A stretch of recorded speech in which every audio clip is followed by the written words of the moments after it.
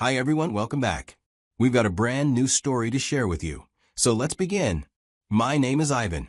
After many years of marriage and being together, I found men's lubricant in my wife's bag. She wasn't expecting what I did next. That evening wasn't different from other evenings, except my phone charger decided to give up on life right when I needed it most. The charging connector had been acting up for weeks, but that night, it finally stopped working completely. I'd already ordered a replacement on Amazon, but it wasn't arriving until the next day, and my phone was sitting at 12% battery. My wife has been coming home later and later over the last few months. Her explanations always revolved around being busy at work. I never questioned it, because I trusted her completely. That's just the kind of person I was back then. The kind of husband who believed his wife when she said she was working late, who didn't think twice about the gradual changes in her behavior, who assumed the best rather than considering darker possibilities. I remember the first time she came home unusually late. It was about 3 months before this all happened. She walked in around 9:30, apologizing profusely and explaining about a last-minute client meeting that had run over. I heated up her dinner, asked about her day, and thought nothing more of it. That was my first mistake, though I didn't know it at the time. The late nights became more frequent after that. First, once a week, then twice, then it seemed like she was staying late at the office more often than she was coming home on time. Each time, she had a reasonable explanation. Project deadlines, difficult clients, and team meetings that couldn't be rescheduled. I never once questioned whether these explanations were true. During this period, I also noticed other subtle changes that I dismissed at the time. She became more protective of her phone, taking it with her everywhere, even to the bathroom. She started showering immediately when she got home, which she claimed was because she felt grimy after long days at the office. She seemed distracted during our conversations, often checking her phone while I was talking to her. Our physical intimacy also decreased significantly during those months. When I brought it up, she blamed stress from work and promised things would get better once her current projects were finished. I believed her because I wanted to believe her. The alternative was too painful to consider. That evening, she walked through the front door quite late, which had become routine. She said a simple hello, barely making eye contact as she headed straight for our bedroom. I was sitting on the couch when I heard the bathroom door close and the shower start running almost immediately. This has become her pattern lately. Come home, minimal interaction, straight to the shower. At the time, I assumed it was just her way of unwinding after long work days. The water would run for 20 or 30 minutes, which seemed excessive but not suspicious. Now I understand she was washing away evidence of activities I couldn't have imagined. With my phone about to die and needing her charger, I decided to check her bag. We had always been comfortable using each other's things. Her phone charger was the same model as mine, and I figured I could borrow it for the evening.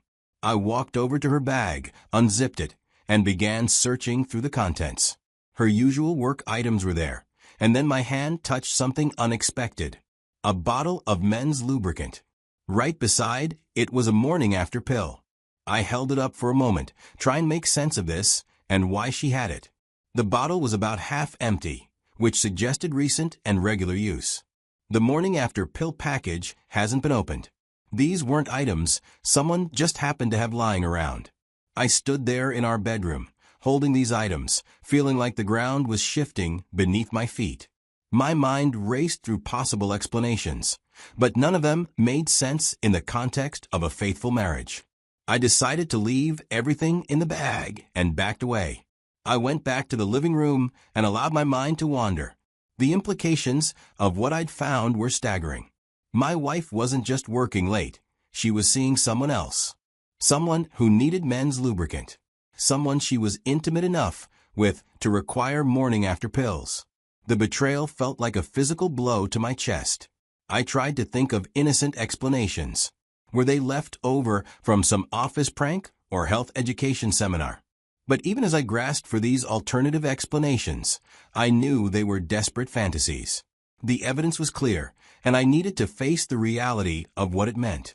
When my wife joined me later, I asked her about her day. As she talked, it was hard to believe anything she was saying. She mentioned meetings and deadlines, but her responses felt rehearsed and vague. When I asked follow-up questions, she seemed uncomfortable and quickly changed the subject. She told me about a presentation she'd been working on for a difficult client, but when I asked for details about the client's industry or the nature of the project, her answers became increasingly generic. She mentioned staying late to collaborate with a colleague on strategy, but couldn't provide specific details about what they discussed or decided. I found myself studying her face as she spoke, looking for tells or signs of deception. Her eyes seemed to avoid mine more than usual. She fidgeted with her phone constantly, checking it even while we were talking. Every few minutes, it would buzz with a notification, and she would glance at it with an expression I couldn't quite read. We spent the evening together, but I wasn't really paying attention to anything. My mind kept returning to what I discovered. The bottle of lubricant haunted my thoughts. Who was she using it with? How long has this been going on? Was it someone from her office or someone she'd met elsewhere? The morning after pill was equally disturbing. It meant she was being intimate with someone else without protection, taking risks that could affect both of our health. It meant she was making conscious decisions to betray our marriage vows while pretending everything was normal at home. Around 11, she said she was tired and went to bed. She kissed me on the forehead before leaving the living room, a gesture that now felt hollow and false. I listened to her moving around in our bedroom, going through her usual nighttime routine, and wondered how she could act so normal when she was living such a massive lie. That night, as she slept, I went back to her bag. I needed to confirm what I'd seen. When I examined the morning after pill more closely, I could see that one had been taken from the packaging that night. That confirmed my fears. My wife was cheating. The package had originally contained 2 pills, but one was missing. The empty space in the blister pack told a story I didn't want to hear.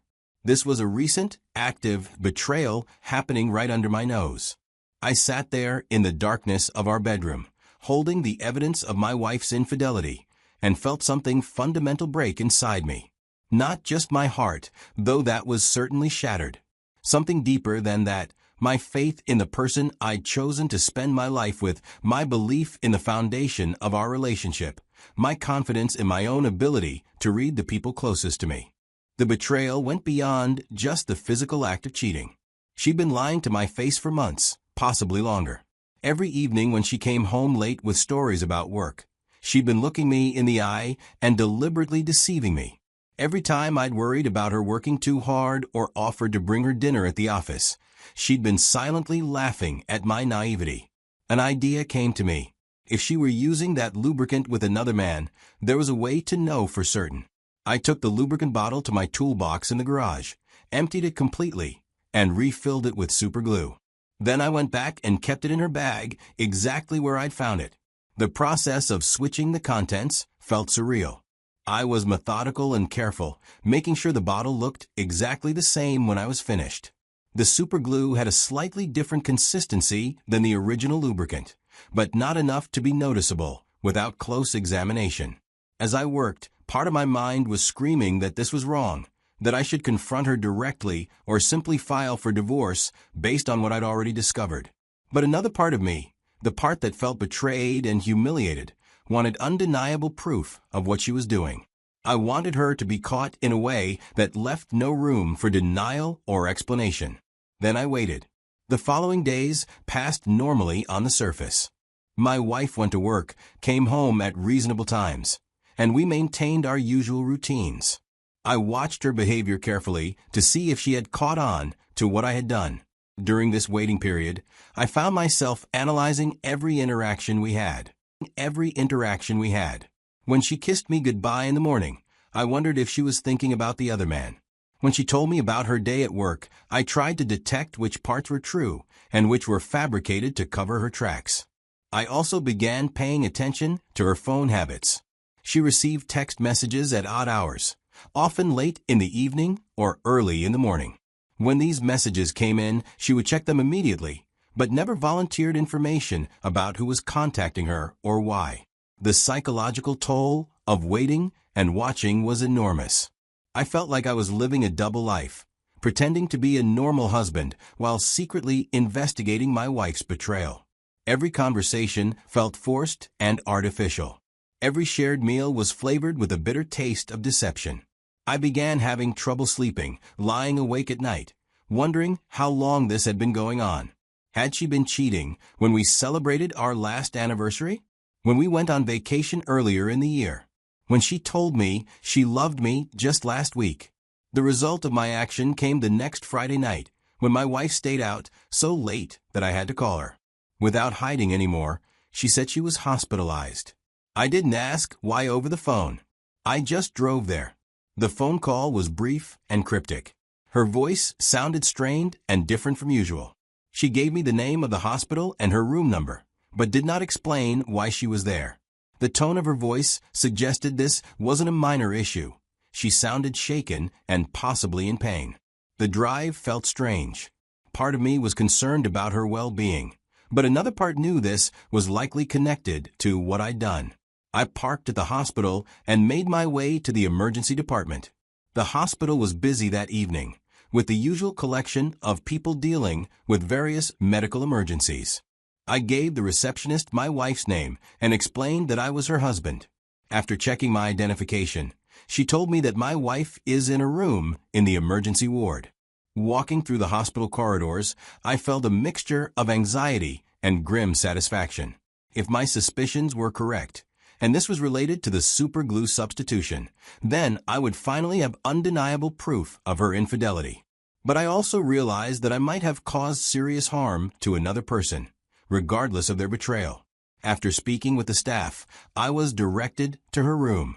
When I saw her lying there with medical equipment around her and in 4-line, I was sure that what I was seeing and what I suspected were the same. I looked her in the eyes and called her a cheat. The sight of her in that hospital bed was jarring. She looked pale and uncomfortable, surrounded by medical equipment that suggested she was receiving treatment for something serious. When our eyes met, I saw immediate recognition and guilt in her expression. She knew exactly why I was there and what had led to her current situation. There was no confusion or surprise, just the look of someone who had been caught and knew the game was over. She knew that I knew. I don't know how, but somehow she'd figured out I was responsible for her being there. I didn't wait for explanations or justifications. I simply left the hospital and drove home. The confrontation had lasted less than 2 minutes, but I knew it was the end of everything we'd built together. The drive home was a blur of emotions. Relief that the truth was finally out in the open, without any guilt about the potential severity of what I'd done. The whole situation felt surreal, like I was watching someone else's life implode rather than experiencing my own. As I drove home, I realized the implication of using superglue instead of lubricant was more serious than I had thought. What I'd done could cause severe medical complications, and the fact that she was hospitalized meant it had caused real harm. The medical implications were significant.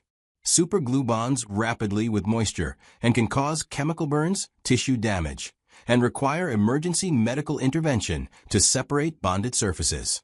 The emergency room staff would have had to work quickly to minimize damage and prevent permanent injury. I understood that my actions, while revealing the truth about her infidelity, didn't justify potentially causing her permanent injury. I knew the marriage was over. There was no recovery from this situation. She'd been unfaithful, and I'd responded in a way that she never saw coming. When I arrived home, I couldn't find the right word to describe how I was feeling. The life we'd built together was ending, and I could feel the weight of that reality settling over everything. Photos of happier times together now looked like evidence of a naive past, reminders of how wrong I'd been about the person I'd married. The divorce was messy, as expected. We communicated only through lawyers once she was released from the hospital. The legal proceedings began within weeks of the hospital incident. Her attorney immediately filed papers citing assault. The legal process was complicated by the unusual nature of what had occurred. Her lawyer argued that I had deliberately caused her physical harm.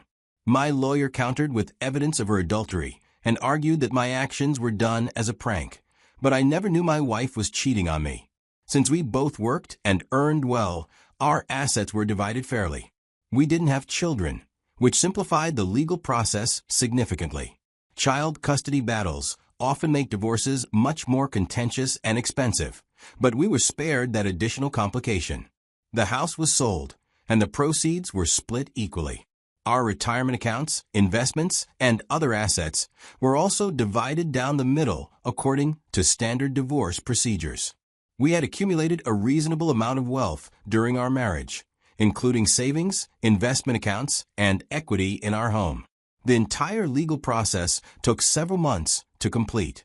During this time, we maintained separate living arrangements and had no direct contact. All communication went through our respective attorneys. The process was expensive, emotionally draining, and time-consuming, but it was the only way to legally dissolve what had become an untenable situation. That's how I went from being married to being unmarried without warning. A broken phone charger led to a discovery that ended years of marriage in a matter of weeks. The trust that took years to build was destroyed in an instant, and there was no way to repair it. The irony wasn't lost on me that such a small, random event had led to such massive consequences. If that charger had continued working, I might never have searched her bag that night. I might have remained oblivious to her cheating for months or years longer. The entire trajectory of my life changed because of a $15 piece of electronics, giving up when it did. Looking back, I realized there might have been better ways to handle the situation. I could have confronted her directly about what I'd found. I could have gathered more evidence and simply filed for divorce. I could have suggested marriage counseling to try to understand what had led her to seek intimacy elsewhere. Instead, I chose a method that revealed the truth but also caused harm. The experience taught me several hard lessons about human nature and relationships. Betrayal brings out the worst in people, including myself. It showed that someone could make terrible decisions when hurt and angry. I also learned that revenge, even when it feels justified, might create more problems than it solves. I'm rebuilding my life now, learning to trust again while being more cautious. The whole experience changed my perspective on relationships fundamentally. I'm more aware of warning signs, more willing to ask difficult questions, and less inclined to ignore red flags in favor of maintaining peace. The process of rebuilding has been challenging, but also enlightening. I've had to examine my own character and acknowledge the capacity for poor judgment that led me to make such a dangerous decision. I've also had to work on trusting my instincts while not becoming so suspicious that I can't form meaningful relationships. Sometimes I wonder what would have happened if my charger hadn't broken that evening. Would I have ever discovered the truth about her infidelity? Would we still be married with me, unaware of what was really happening? Would she have eventually ended the affair and returned to being fully committed to our marriage? These questions will never have answers, but I've come to believe that the truth, however painful it was to uncover, was better than living a lie. Even if the way I uncovered that truth was wrong, I'm ultimately glad that I learned what kind of person I was really married to before wasting more years of my life. The damage from deception goes beyond just the immediate relationship. It affects your ability to trust others in the future, and that's something worth considering, whether you're the one being deceived or the one doing the deceiving. Trust is fragile and precious, and once broken, it's extremely difficult to repair. My marriage ended, but life continues. I'm working on building something better from what remains, armed with hard-earned wisdom about relationships, trust, and the consequences of our choices when we're at our lowest points. The experience was painful and costly, but it also taught me valuable lessons about myself and human nature that I carry forward into whatever comes next.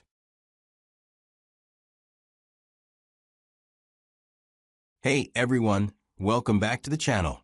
I really appreciate you being here today. I've got a brand new story for you, so let's begin. My name is William. Just 1 week after my divorce was finalized, my ex-wife went and got married again. Yup, you heard that right. She went on and on about how she finally found her perfect husband. You would have thought she hit the jackpot with how much she bragged about this guy. But when I finally saw this perfect husband she had traded me in for, I couldn't stop laughing. But before you start thinking I'm just being petty or mean, let's take it back to where it all began. Because for you to really get why this is so funny to me now, you need to hear the full story. So let's start from the beginning. I first met my ex-wife when I was just visiting my aunt one weekend. My aunt always liked it when I stopped by, so I made the trip. When I got there, Evelyn happened to be there too. Apparently, she knew my aunt through their church group. They weren't exactly best friends, but close enough that she would swing by now, and then to check in or lend a hand. I'll be real with you. The first time I saw Evelyn, I barely even noticed her. Not because she wasn't pretty or anything like that. She was. But you know how sometimes you meet people, and they just don't leave a mark on you? That's exactly what it was. We exchanged a few polite words, but that was about it. If you'd asked me a week later to describe her, I probably couldn't have told you a single thing about her. Fast forward a few months later, and I ended up visiting my aunt again. Only this time, Evelyn was there too, but the situation was a little different. She was up and moving, helping my aunt with cleaning around the house, cooking, little things like that. We ended up talking a bit more that day, but the conversation flowed a lot smoother than I expected. I didn't even realize how much time had passed until she said she had to head out. As she was getting ready to leave, my aunt, being her usual nosy but well-meaning self, nudged me a little and whispered, "You better not let that one get away." I laughed it off at the time, thinking she was just being playful. But before Evelyn left, she casually pulled out her phone and said, "Hey, let's stay in touch." I gave her my number, she gave me hers. After she left, my aunt teased me even more. She made some joke about how I was hooked already, which made me laugh. I didn't think much of it back then, but looking back now I realize that was the beginning. I just didn't know it yet. We started talking, and we would text throughout the day. Sometimes we'd talk on the phone for hours at night. She always seemed interested in whatever nonsense I was rambling about. One thing I made sure of early on was that she was actually single. My aunt, who knew her through church, had already confirmed it without me even asking. That gave me the green light to relax and just see where things would go. After a few weeks of talking, I finally worked up the nerve to ask Evelyn out. She smiled and said yes. We set up our first date for the following weekend, and from there, everything just started to fall into place. The dating phase between us was easy. We dated for a few years before we even talked seriously about marriage. I figured people who rush into marriage often crash and burn because they never took the time to really know each other. Eventually, after years of dating, we decided it was time.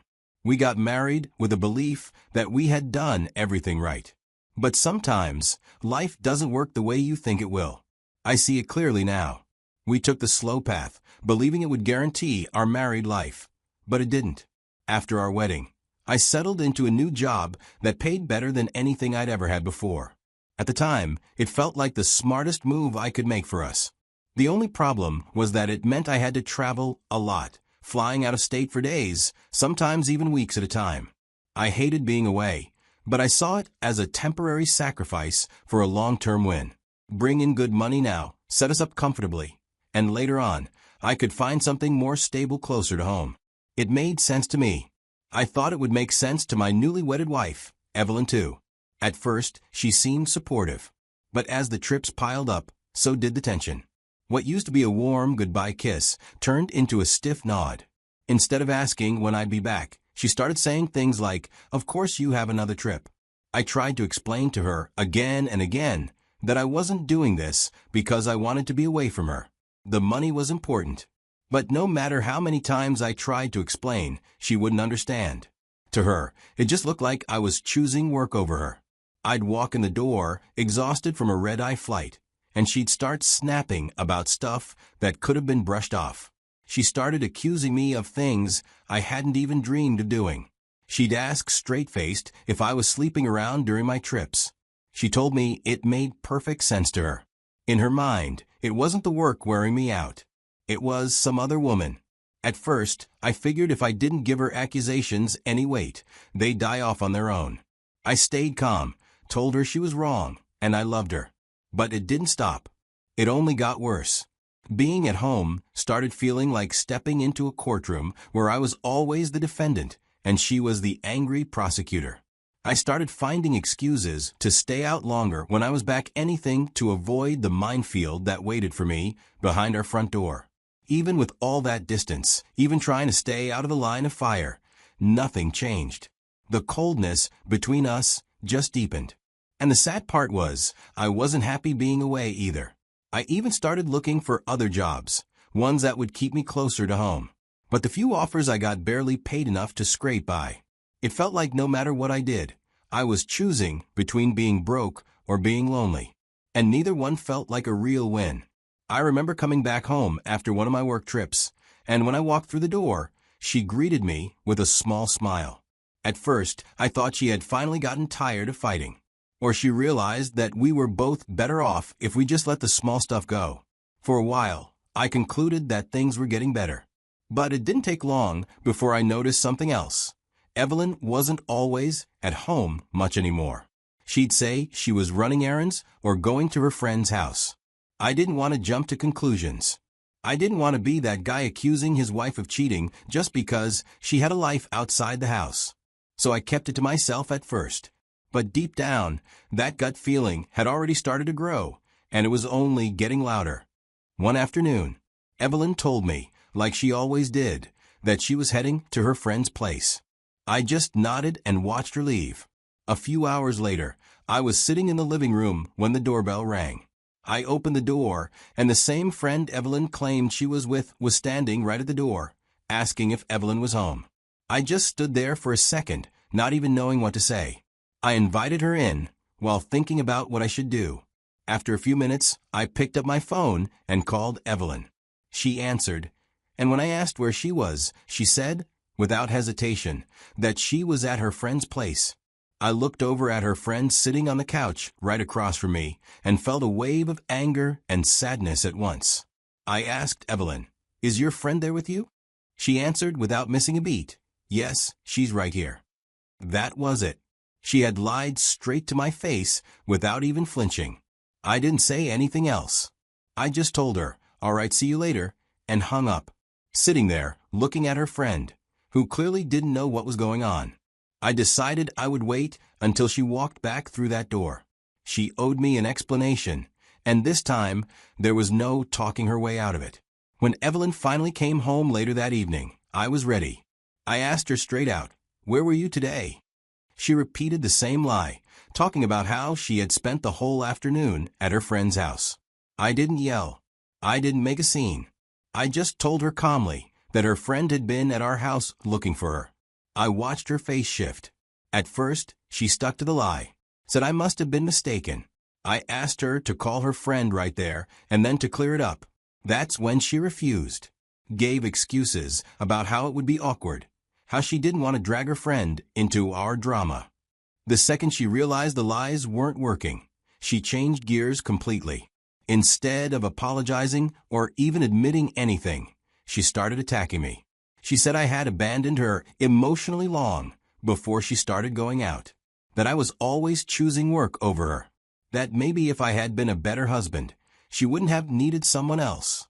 She even threw accusations at me, claiming I must have had someone on the side too, since I traveled so much. It was like she wanted to flip everything around, so I'd be the villain and she could be the victim. Eventually, she admitted there was someone else, someone who made her feel seen and appreciated. Told me point blank that he was better than I ever were. She didn't hold back. She went on and on about how wonderful he was, how attentive, how supportive, how different from me. The moment Evelyn finally came clean about seeing someone else, I didn't try to change her mind, and I sure didn't beg.